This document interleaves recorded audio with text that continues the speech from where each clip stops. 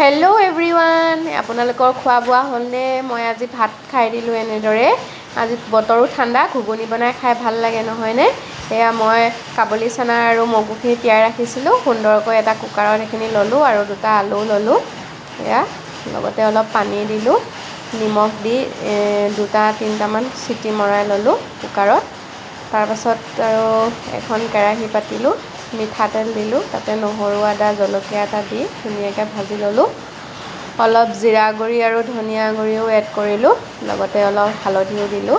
এয়া এনেকুৱা বতৰত খোৱাৰহে বতৰ আৰু হয়নে? খাওক আৰু শুৱক, তাৰ বাহিৰে বাকী কাম নাই আৰু।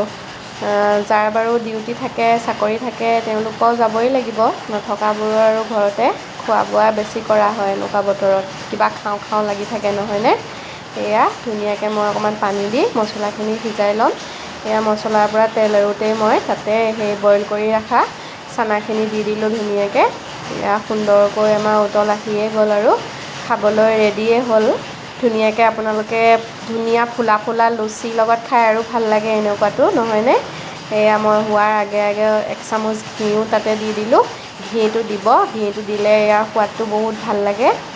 এয়া মই হ'লে ভাতৰ লগতে খালোঁ আৰু আপোনালোকে এনেকুৱা বতৰত লুচি বনাওক আৰু ফুলা ফুলা, পূৰা ইয়াৰ টেষ্ট লওক আৰু। তেনেহ'লে আজিলৈ আহিছোঁ। বাই এভৰিৱান।